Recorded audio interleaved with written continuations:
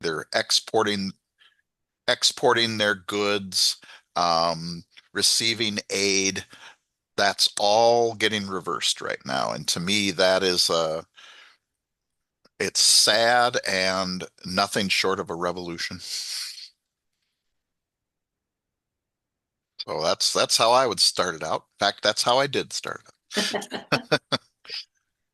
All right. Well, I mean, I guess the United States has given aid to other countries since 1812 when we sent aid to Venezuela after an earthquake, and but massively expanded foreign aid through the Marshall Plan and then the creation of USAID in the 1961 Foreign Assistance Act.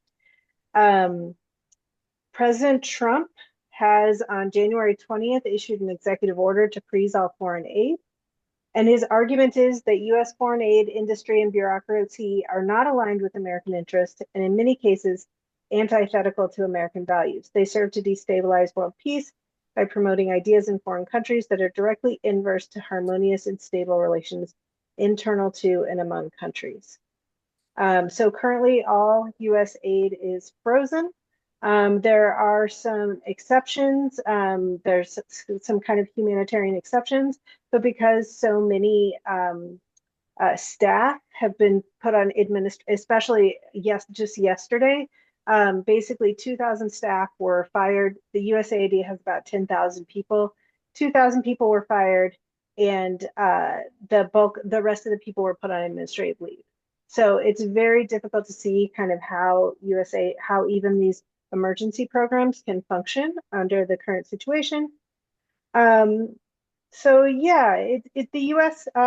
Provides 40% of all humanitarian aid worldwide. So this is a pretty devastating blow to many countries who are experiencing all range of crises and who have depended on the United States for assistance. And it's not clear who, if anyone, will step up to fill this gap. And that will have an effect. The whole idea behind foreign aid was to help guarantee American national security, and we will see an effect on American national security from this aid cut. Yeah. Well, I have questions for each of you. So if I can start asking questions first, but then maybe I'll ask the people in the chat, particularly my students who are seeking some extra credit on their first exam, I may want to post a relevant, thoughtful, and insightful question into the chat for Dr. Johnston or Dr. Siver to answer. But I have a couple. So Lewis, Christie said that the USAID, the whole humanitarian aid project, really is in to advance US interests. Is the same true of in what ways might tariffs advance US interests or not? Isn't President Trump's argument that tariffs will help our industries and why would we want to get rid of them or not put more on? hmm Yeah, actually, President Trump's. Oh, thought maybe I didn't have my sound on. I think President Trump is trying to hearken back to arguments from the 19th century, the early 20th century, that by putting tariffs on American industry, we are protecting them somehow. And that it promotes national security by protecting industries that are important in case we go to war or in case we are in conflict with another country. And in the late 19th and early 20th century, I think that made a lot of sense. I don't think it was correct, but I think you could make that argument. But my reason for mentioning the end of 90 years of trade policy is because the US has tried to set up a system, really promoted and pushed, and in some ways forced countries into a system when they needed to, uh, where tariffs are not helpful. Everything is so interconnected in terms of supply chains, in terms of information flows, in terms of financial flows, that by putting tariffs on your own industries, you're actually hurting them. The one that I heard about today that especially struck me is we import some 70% of all of the tin plate steel that's used in the United States. For tin cans is an obvious one, but it's also used in a lot of military applications. It turns out it's used in aircraft, anti-aircraft battery shells and things like that. So, no, I don't think that argument holds any water anymore, if it ever did. Um, all right. Christy, can you answer more specifically in what ways you think the humanitarian aid impacts American interests? Why do we, don't we just do humanitarian aid out of the goodness of our wonderful American hearts? Is what I'm saying. We didn't at the beginning. So the Marshall, at least the modern foreign aid infrastructure. So the Marshall Plan was designed after World War II to support European countries, of course, where the war had been predominantly fought. And the fear was that there were kind of communist forces rising in those countries, and that if the US supported them, that they could, keep them in kind of the democratic liberal track. Um, in a lot of ways, what the US is doing with foreign aid is using soft power. And Joseph and I has talked about this. There's been a lot of discussion about this. So, soft power is a way to kind of get people to do what you want them to do without brute force. And so, in many ways, humanitarian aid has been used that way to curry favor with other countries, to build good relationships with other countries. The other issue is that if if when foreign aid is removed from places like DRC or Congo, where there's active fighting going on between the Congolese government and the M23 forces who are supported by Rwanda, when that humanitarian, then you get a spiraling out of control of a civil crisis that then interferes with US interests, right? It becomes a safe haven for terrorist groups, uh, all kinds of illegal activity, transnational illegal activity. So there are all these ways in which foreign aid supports kind of traditional US national security issues. One thing I want to add to that, though, is that actually a lot of global health funding comes through USAID. And so another way that this impacts US national security is in terms of protecting us from disease. So USAID was instrumental in identifying the Ebola outbreak that was happening recently. USAID plays a key role in controlling HIV/AIDS, in detecting the Mpox virus, and in kind of understanding how different viruses spread around the world. So there are ways that like literally this impacts our national security in addition to kind of that broader concept of US national security.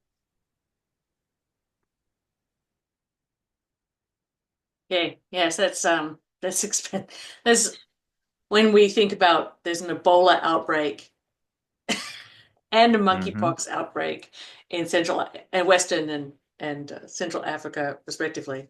Maybe I I got was that just gonna reversed.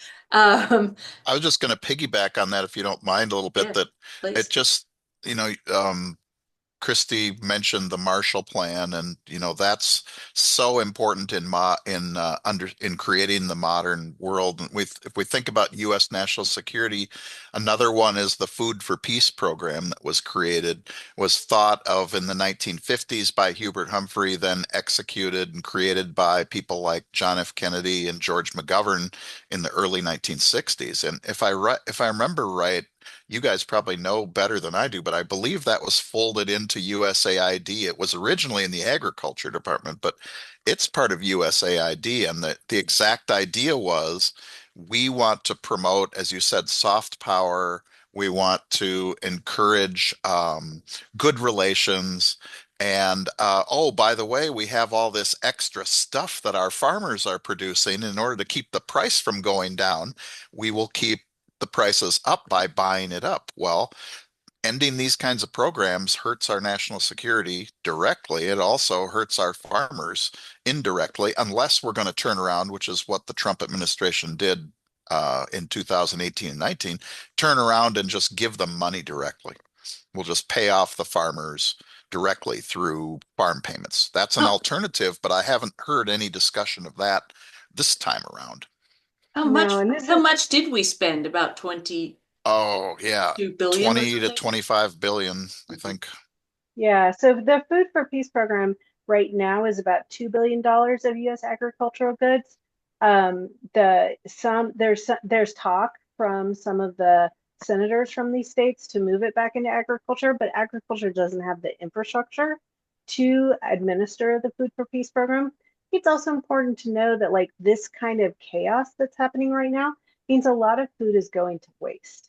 It's on ships, it's in ports, it's in storage, and some of these crops like milo are not something that we are going to be able to use in the United States. So there's no market for this. So it's going to be devastating for the farmers. And I think, why would farmers plant these crops moving forward if they don't know for sure that they're going to have a market from USAID?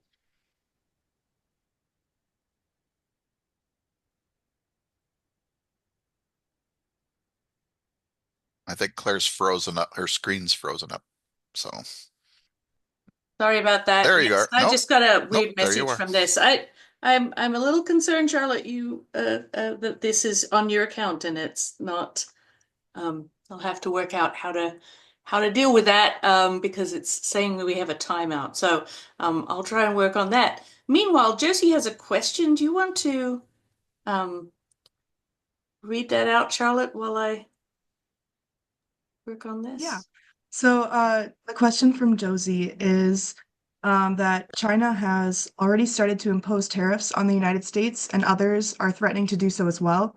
Do you think there will be a point where President Trump will back down on tariffs after seeing that other countries aren't as scared of the United States as he thought? No.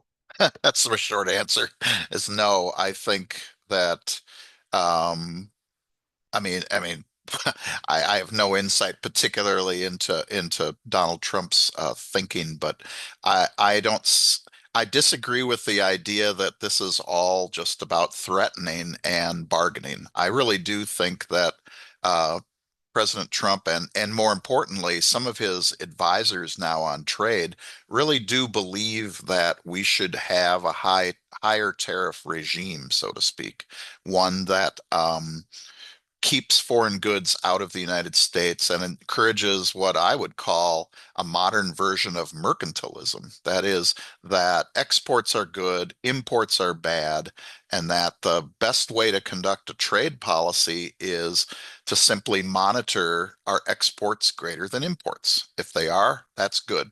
If they're not, that's bad. And one way to change that trade balance, he thinks, is tariffs. Now, I won't go into the other part of that, which is those of you who I know who've taken some macroeconomics, putting tariffs on won't help the trade balance. It won't make any difference at all.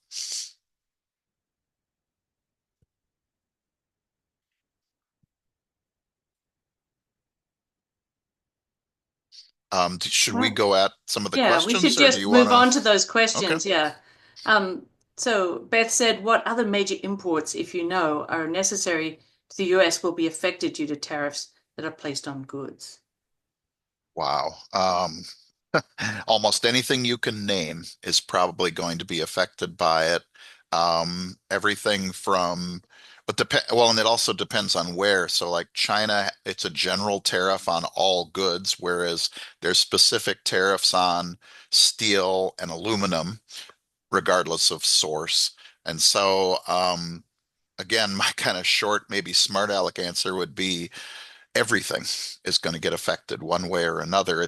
Either it's directly tariffed or there's going to be retaliation. Yeah, and one thing I just heard on NPR tonight is that if you care about the environment, this is a real problem because Coca-Cola has said in order to address the increasing cost of aluminum, it will just produce more single-use plastic bottles. So creating, again, a greater problem that we will have to deal with somewhere down the Yeah. Yeah, it's fairly an enormous amount of conflict. And our major trading partners are now pissed off with us. So, that's And that's the part that I'm especially concerned about is because, you know, we've tried to nurture this system um, of having good relationships and Christy and Claire, you're better equipped to answer this or to talk about it, but the political economy of this, aside from just the raw economics of it, really disturbs me, especially because if I was China, to a lesser extent Russia, but definitely China, I would say to any country that is getting tariffed by the US, it'd be like, well, we would be happy to step in and help you modernize that port to perhaps get grain shipments to you. It's going to help China tremendously in terms of its influence in the world, which I would think would be the opposite of what we want. But I think there's a huge amount of USAID and tariffs, which means that people just, especially developing nations, turn straight to, turn straight to China and say, and China never does anything without strings. exactly. And our strings were, please be a democracy and be nice and don't be a communist country. That was our traditional string, but their string is always, um, you know, is our string is their string is always you owe us.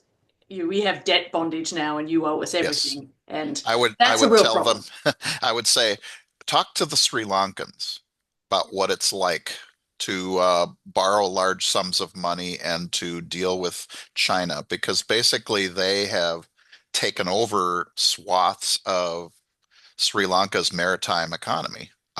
Their ports, their shipping, basically because the Sri Lankan government couldn't pay its debts.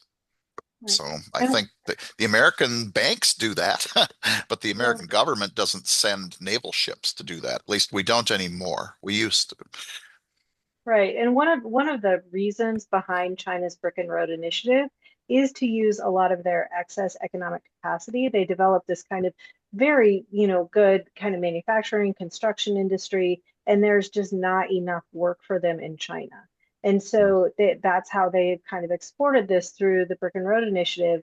And they will very quickly replace those bags of grain with bags that have a little American flag on them to a bag that has the Chinese flag on it, right? It's very little difference there. And I think there's also a lot of skepticism about the United States already because of concerns about the war in Ukraine versus the war in Gaza and kind of perceptions of hypocrisy. So I think this just kind of is the final blow that says, you can't trust the Americans. And so, what is the difference at this point of getting aid from the Americans versus getting aid from the Chinese or aid from the Russians, who are like one of the largest grain producers in the world? Now we know what the difference is, right, in terms of the predatory financial agreements that China will make. But if you need aid and the U.S. is no longer an option anymore, you may take that option feeling like, well, this is my choice. Um, well, this is from Mason Delzer, and he says if Trump's reasoning behind the tariffs is to protect the American industry, what other methods could be done to achieve the same goal but without having to use tariffs? Well, we could directly subsidize those industries.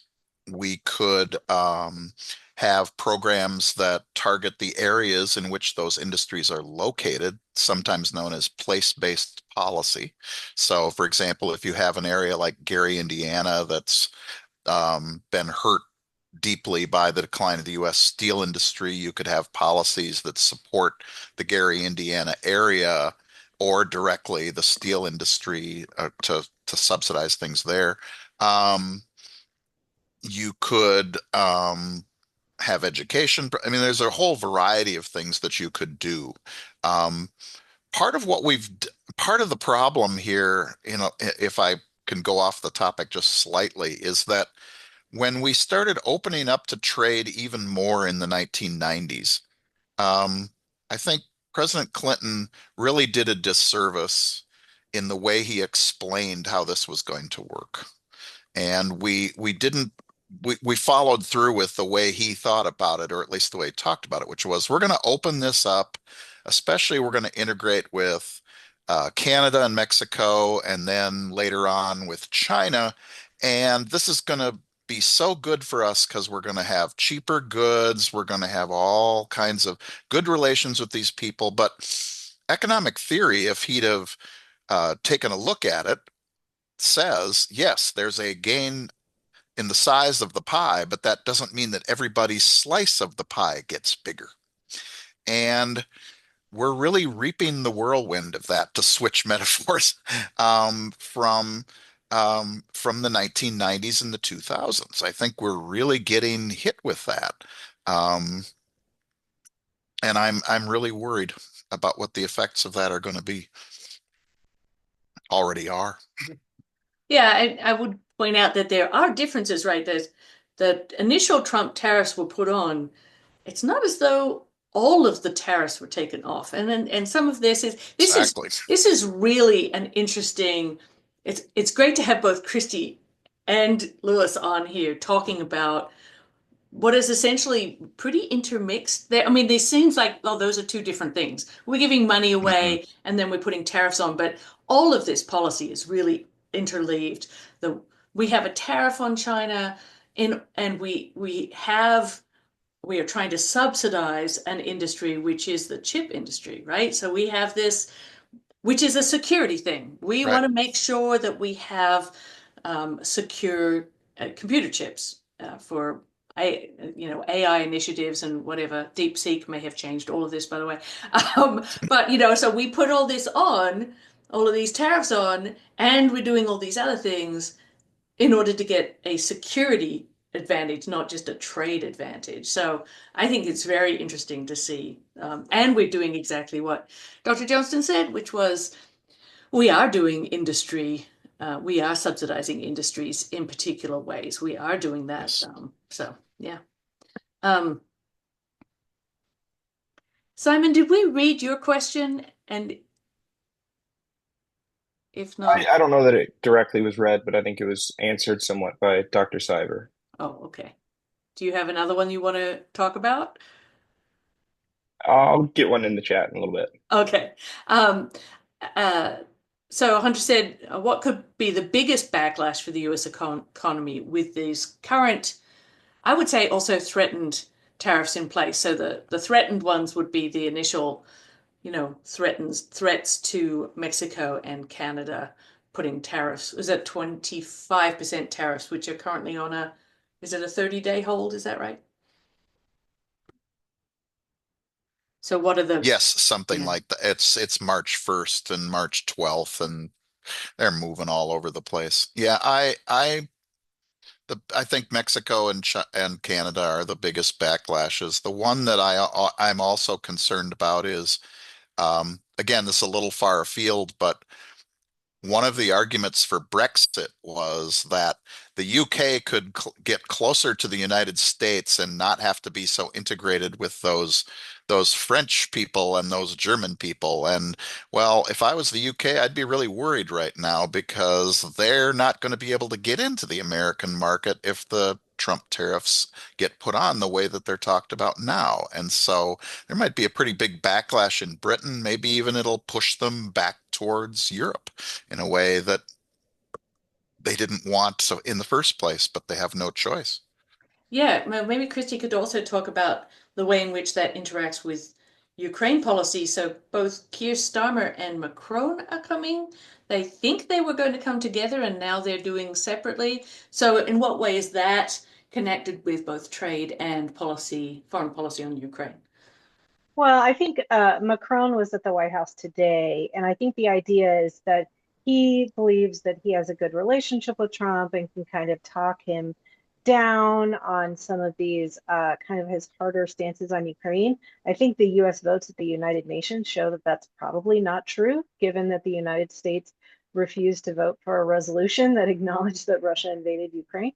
But the Europe is panicking right now, and I think the UK in particular is panicking right now They do not have a great economy. And Boris Johnson, who's the previous prime minister, did bank a lot on kind of ties with Trump, and seeing a closer relationship between the US and the UK.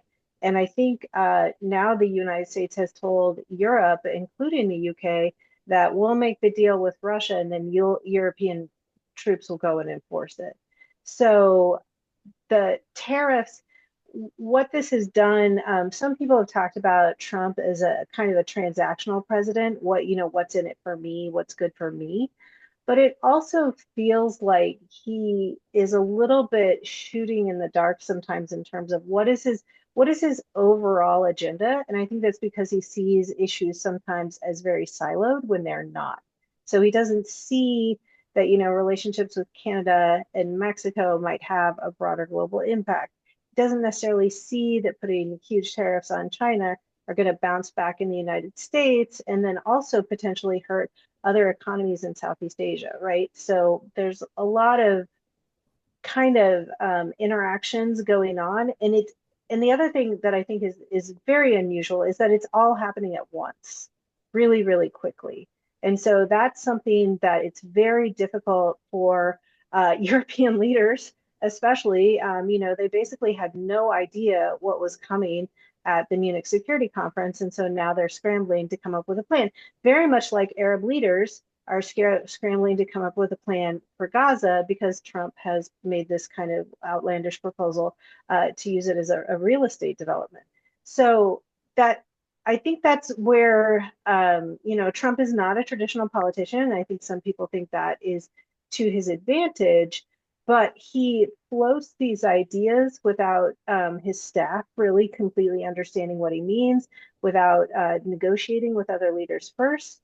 And he will, in the end, need international partners to accomplish these things, or else the US is going to be spending a heck of a lot more money internationally in terms of security.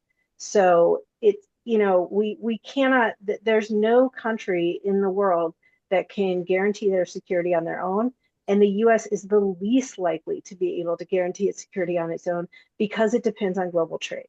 That means they have to guarantee sea lines of communication. They have to guarantee freedom of the seas. They have to guarantee the ability to fly safely, right? And fly commercial, all these kinds of routes.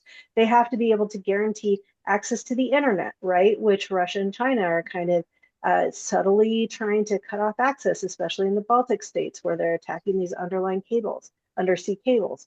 So the US would be well positioned to use these allies to its advantage, but it's not clear that we even understand like who Trump sees as the biggest security threat, because it doesn't appear to be Russia, clearly. And if it is China, then it's very confusing kind of what his plan is in terms of Southeast Asia, because he really has kind of seemed to be bringing America's focus back to, the United States and Latin America. Like that's kind of his focus, especially with the Panama Canal, and this kind of spheres of influence idea. But that won't be possible without allies either. And allies don't appreciate you deporting their citizens in military planes that are handcuffed when No, their no. migrants have not committed a crime. I shouldn't have laughed, but it's like, no, they really don't. And I you put it so well there about I don't think he has a strategy or a goal is what I meant. He has a strategy, but he doesn't have a goal towards which he's doing it. It reminds me of something, and I can say this with all of these econ and political science majors I know who are on the call. I won't insult anybody, but to me, one of the biggest differences between running a business and thinking about economic policy is that even if you're running one of the biggest businesses in the world, you can kind of assume that the rest of the world will not be affected by your actions, right? You can raise your prices, you can lower your prices, you can fire people, you can hire people. It's not really going to affect the global economy very much. You can kind of assume that no matter what you do, The rest of the world is going to stay roughly the way it is now. And so you can ignore all of that. You can't do that when you're making American economic policy. You are 25% of the world's GDP. You are the number one or number one through five in almost anything that affects global trade. You are going to rip the scenery. There's just no way around it. And President Trump is not used to dealing with that. He is someone who is a business person, and business people don't think in what economists call general equilibrium terms. They think of partial equilibrium, where everything else is held constant and you can just do whatever you want. Right. That's my editorial for the night. Nice. Like it. So Patrick O'Rourke says in the chat, I noticed today on Forbes that Apple has pledged to invest $500 billion into a US-based innovation and manufacturing. Do you think this was pressured by tariffs, or do you think other companies, follow suit? So just for background to that, but this is a little political background to that. Cook, the CEO of Apple, has a history of working with Trump. In fact, I think a lot of the way in which the tech titans, as it were, have reacted to Trump this time around is that they learned from Tim Cook, oh, you can do deals with Trump. It's very transactional. So he went in 2016 and said, hey, you know what? iPhones are going to be too expensive. Can we do a little carve out for iPhones manufactured in China? Can we do that? So I think that's a good background. So this is like $39 billion, which is a lot more over and above what Apple had intended to invest. We're not going to be making iPhones here, apparently. This is just research and investment. So this is an investment. So there are this, I don't know, probably, 10, 15, 20,000 jobs or something.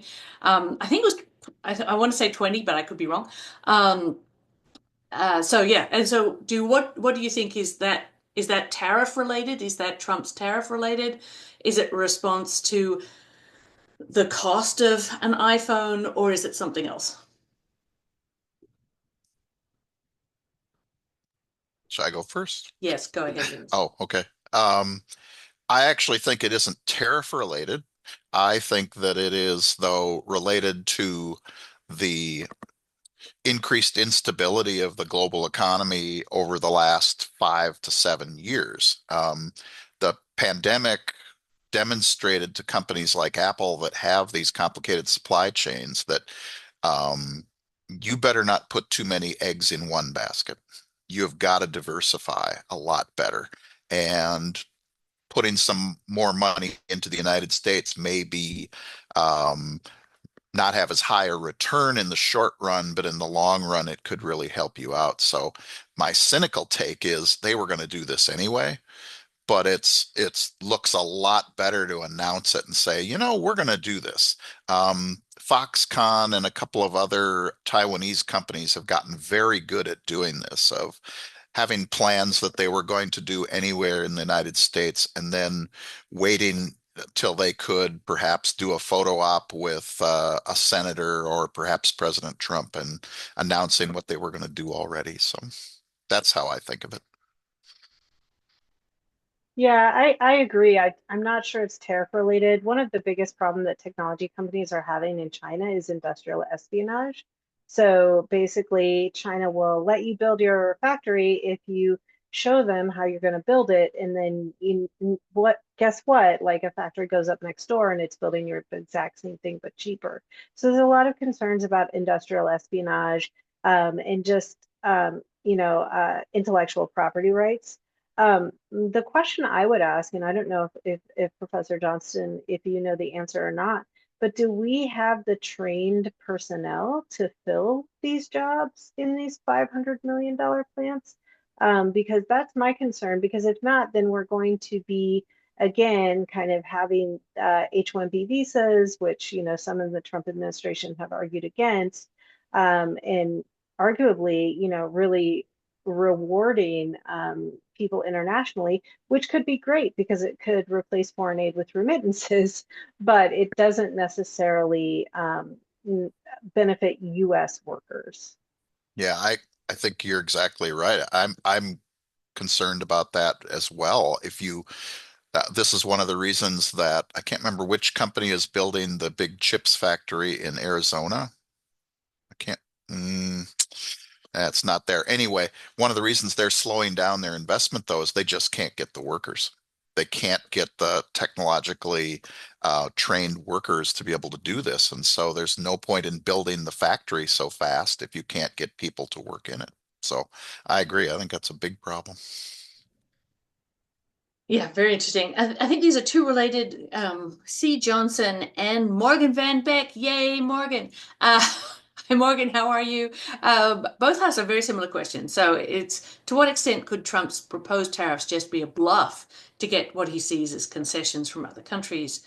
I'm thinking of the ones this is Morgan, who has on the ground training in this, thinking of the ones he threatened Colombia with until Petro accepted the plane of detained migrants. And I'm also thinking of the ones he threatened Canada with until Trudeau gave him, again, what he'd already, it was a nothing.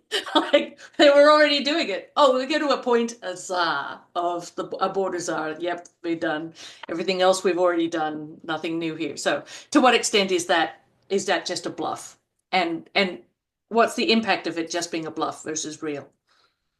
Yeah, well, I don't I think it started out perhaps as a bluff maybe 10 years ago, and it was used by Democratic presidents too. I was in preparation for today, I was going back to some writing that I did in 2011, 12, and 13 when the Obama administration was putting tariffs on imported iron ore and steel products and things. And one of the things is that when you bluff, you need to sometimes show your cards. And what happened with the Obama administration is they kept bluffing and they kept bluffing. And finally, Brazil and Canada, for all practical purposes, said, go ahead. We dare you.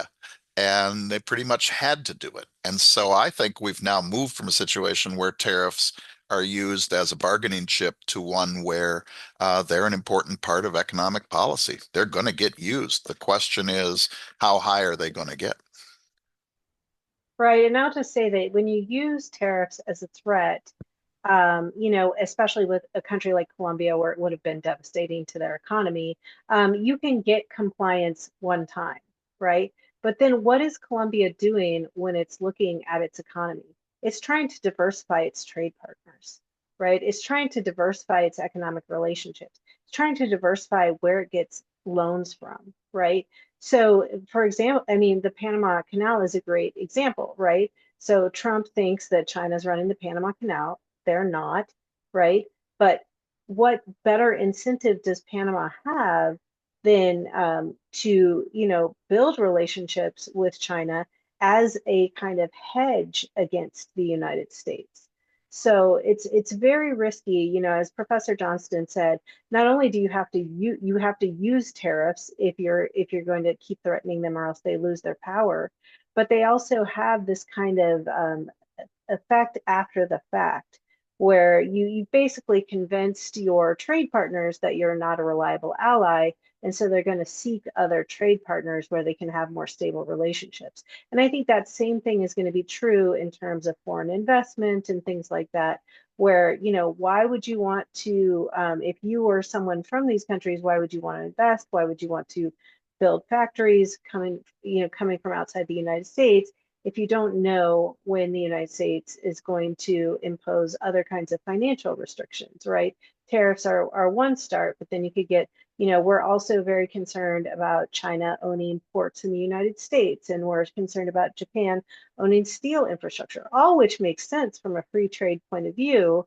And it's a good way for them to avoid tariffs, but they're not going to invest in that. And a company like US Steel may not make it if they don't get this surge of investment from Nippon Steel.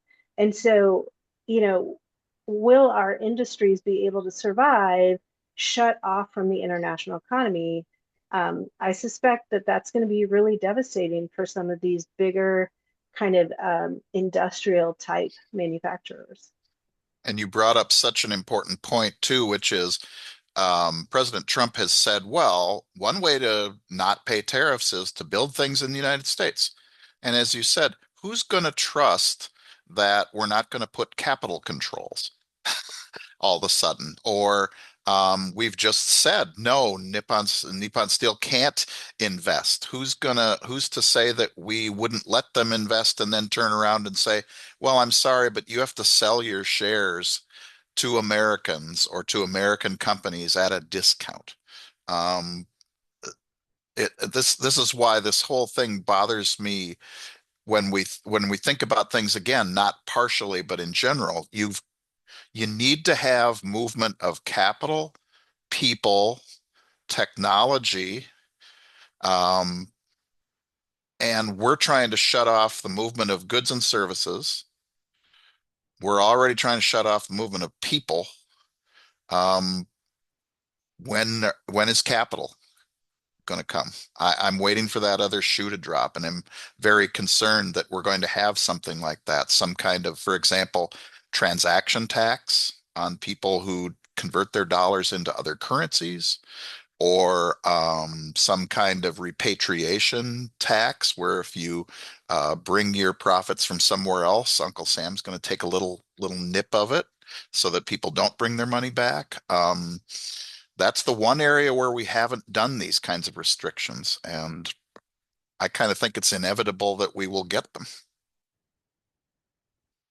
Yeah, I worry that we won't have an internal revenue service to collect them though. So yes.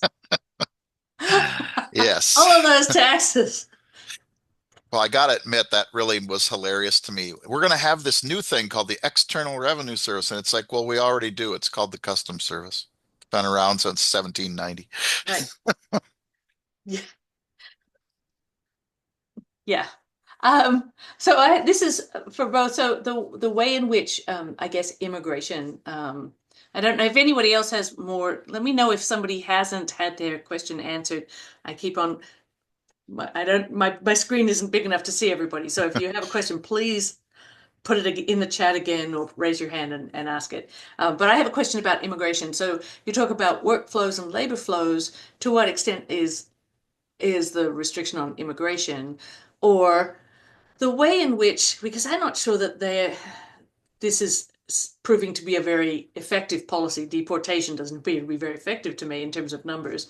To what extent is this just a way of frightening people from arriving at the border in the first place and restricting the amount of labor coming in? And does that have an economic impact, I guess?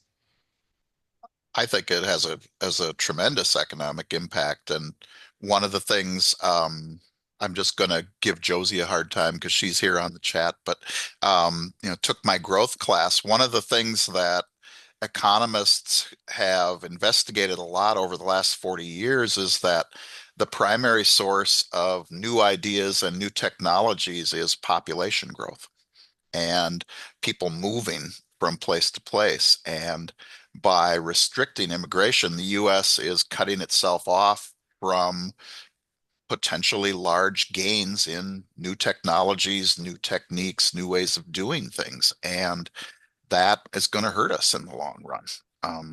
You can either get more people who are thinking of ideas, or you can try to get more ideas out of the existing number of people we've got. Given our education system's issues, I'm not so optimistic about getting more ideas from the existing population. I think it might be better to just get more people. Yeah, I just will kind of add to that. So first of all, when you're deporting people, when you're stopping people who are trying to claim asylum from coming into the United States, you are basically pushing people back to unsafe situations, which means that either those countries are going to be less stable, and which means not only are we going to have potentially more immigrants coming, in just a more dangerous way, but it also could mean increases in illegal activity.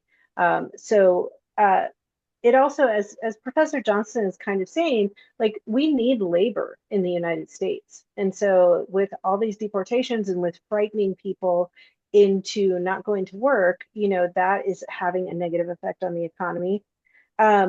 When these people are denied access to legal means to come through the border, they are going to come through the border anyway. That is still going to happen. When people feel that unsafe, they are going to do a lot of things to try and be safe. What does that do? It fuels the human trafficking rings. It means that you have to put more and more security forces at the border. That's a lot of resources, right? That we're not using for other things. So the CIA is already taking on a greater role in using drones in tracking Mexican drug cartels. Mexican drug cartels were just added to the State Department terrorism list. This is a huge expansion of the idea of terrorism and also the role of the CIA in doing direct operations, which quite frankly, it doesn't have a very good history of. The CIA doesn't have the same kind of transparency as the military does. It doesn't have the same uniform code of military justice as the military does. So they're already really, the United States has already really done some very bad things using covert action in Latin America. And this has the potential to just do that even more so in the interest of addressing immigration. I listened to something on, I don't know what it was, some podcast, one of the 83 million podcasts I've listened to since like 2 years ago, which was that 70% of all the roofing workers, all the roofing laborers in the United States are immigrants. Question mark, however many of those are undocumented. But if you are looking at needing to build thousands and thousands of houses in California, but the rest of the country too, in order to solve a housing crisis, because that's a problem, I don't know how you're going to do that with only 30% of your labor force. Yeah, That doesn't add up, right? You need a roof, and right. that's going to New be York City is kind of a case study of this. Like New York City literally cannot build enough housing for its people. And I think something like really high, like 80% of the people who work in the construction industry in New York are, I think they actually know that they're undocumented migrants. So this is nobody raises, no middle class person in America or even working class person in America raises their kid to be a roofer, right? That's not a job that parents think of as being like, I want my kid to be a roofer. They may want them to do other things, but like in the construction industry, but not roofing. It's just, semi-skilled, hard as anything, Oh, dreadful, it's dreadful work. really But yeah. hard. Yeah, nobody wants to do that. So I think that's really interesting. Simon has a great question. Simon, can you ask yours? And Yeah. So my question was just how will the cutting back or outright cutting of USAID affect global cooperative efforts in bodies like the UN, like things like the IAEA, disarmament, non-proliferation, development, the list can go on and WHO, on. Yeah. WT, everything. yeah, good question. So I was trying to figure out which I have a list of the international organizations that Trump has already withdrawn from. So he's withdrawn the US from the UN Human Rights Council, UNESCO, UNRWA, which does the Relief and Work Agency in Gaza. He's put sanctions on the chief prosecutor for the International Criminal Court. So I feel for the remaining employees at the State Department that are going to try and make deals with people in other countries because it's going to be very like trust has been destroyed. And some of these countries, Trump wants to use kind of aid as leverage, for example, on Jordan and Egypt to get them to accept to accept Palestinian refugees in their territories, which would be cataclysmic. I think is an understated way of saying that. The Palestinian issue is probably the most volatile issue, most longstanding issue in the Middle East. And if the Palestinians were completely denied their right to return, and in fact, their land was taken from them, the remaining land that they have, I think we would face a real difficult situation in the Middle East. So the way that Trump is trying to use US foreign policy tools is as leverage to get people to do things that are bad ideas that they don't want to do. That means that nobody's going to do things that might even be moderate or medium that the US wants them to do. And so I think, Trump views transactions, I think, as kind of one-shot games. Like, what do I get out of this individual transaction? Am I winning? And that's not how international diplomacy works, right? These are repeated interactions. So even a game theorist will tell you that you cannot have meaningful relationships. You cannot have productive relationships if you are treating them each like one-shot interactions where you're only trying to maximize your own gain. Yeah, that's a really good point. I'm thinking of, I think Rory Stewart on a podcast was freaking out over the fact that Jordan had basically got a ton of money through USAID to fund their education programs. Like they don't have an education system except what USAID is funding. And so if that when that's pulled, well, they'll never trust the US again to do that.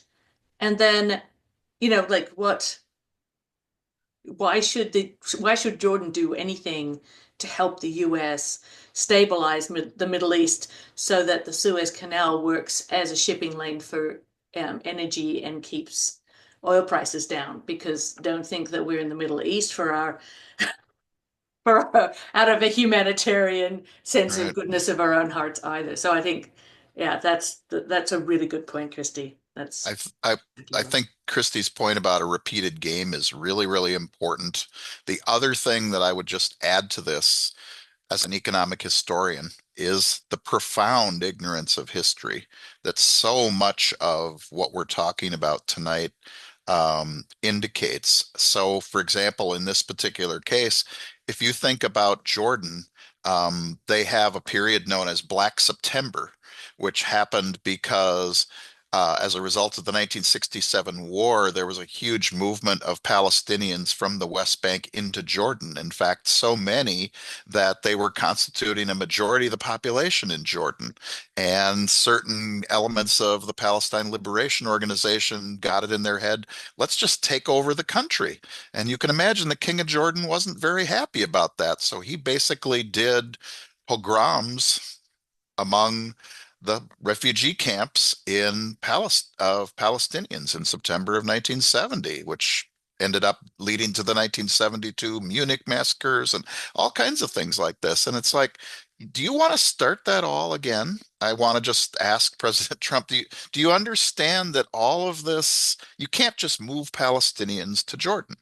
Okay, there's a historical reason why things are the way they are. You can't just say that Gaza should maybe be back with the Egyptians. Well, there's a reason those people were there rather than in the Sinai and in Egypt. There's historical reasons here, and one of the things that I keep saying this, but I'm very disturbed about is that there's a real lack of historical memory. We spent the last 60 years driving down tariffs for a reason. We wanted to prevent conflicts. We wanted to gain allies. Well, isn't anybody remembering that? Doesn't seem like it. There's a reason why we created institutions to run things rather than having just one person do it. Why? Because then the whims of that individual don't control everything, whether it's trade policy, defense policy, whatever. We seem to be forgetting. There's a great forgetting. I don't mean to get too highfalutin, but it really bothers me that there's this lack of historical memory about these things. Yeah, Well, I think that international trade requires stability and predictability, and markets love that. Mhm. Everybody loves that. Democracies are good, are good at providing strong institutions which solve problems, which don't necessarily leave the smaller players behind and don't eliminate and don't pull them out. So Yes. if we're trying to build markets, if we want a strong economy ourselves, it behooves us to make sure those institutions stay strong. And I think that's exactly right. I really like the fact that, the forgetting of history is right there. Christy, I interrupted you. Go ahead. No, no, I was just going to say there are also efficiencies to be gained from international institutions. And we don't even have to look that far back in history. We can look at COVID to say, would we have wanted to be alone in sequencing the COVID, the virus, and then trying to figure out the vaccine all on our own? The whole point of the World Health Organization is to centralize the expertise so that everyone can benefit, because of course public health is a global issue. So these bureaucracies, they're problematic, right? There are all kinds of things that could be reformed in the United Nations and any large bureaucracy, but they exist for a reason, in that it's extremely costly to do this kind of activity on your own, to the point where you might not even be able to do it, right? So there is a benefit to these relationships. There's an efficiency to these relationships. And we're losing that by withdrawing from these international organizations. Yeah. Well, that was excellent, Professor Doom and Gloom. We, but I'll give you an opportunity to to redeem yourself, Christy. Do you feel events like No Shop Blackout scheduled for Friday do any good? I think that anything that we can control as individuals and feel like we're doing something is a good thing, right? I think every person has to do what makes sense for them. But we know, for example, that things like the boycott of Target is having an effect, right? We can see their profits going down. Um, I think the other thing is that a lot of international nonprofits are struggling right now. The Center for Victims of Torture, which is located in Minnesota, is one of them. And so they've just lost, hundreds of thousands, millions of dollars that they were counting on to do their programming. So every little bit also that you can contribute to them makes a difference. And then the last thing I'll say is, like, we also have many, many refugees in our country who are extremely afraid. The ICE is going around and rounding up people, and you'd be surprised. All of our immigrants and refugees are not necessarily just from Latin America. Trump deported a woman from Iran who was seeking asylum. She got stuck in a hotel in Panama for some reason. People who fled Maduro's, kind of dictatorial reign in Venezuela are now being sent back to Venezuela. Um, there are Irish people who've lived in the United States for a long time but are undocumented, right? So all of these people, and Ukrainians who are probably feeling really betrayed that the US was their partner, and now the US is turning its back on them. So I think the more we can reach out to people in our community and just let them know that, like, we care about them, then those are like the small things we can do, right? As a professor of doom and gloom, it's easy to be overwhelmed by everything that's terrible in the world. But, I always say there are so many good people who are working on these issues and working in the face of very, very long odds, that we can all do our little part. Nice, Christy. Lewis, you get the last word. Wow.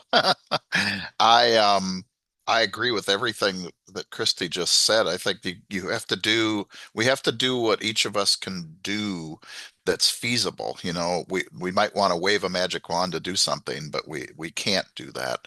Um, I really like what you just said, Christy, about good people. I had a conversation the other day. My wife and I were at a coffee shop, and I introduced her to somebody that I knew from interacting another way.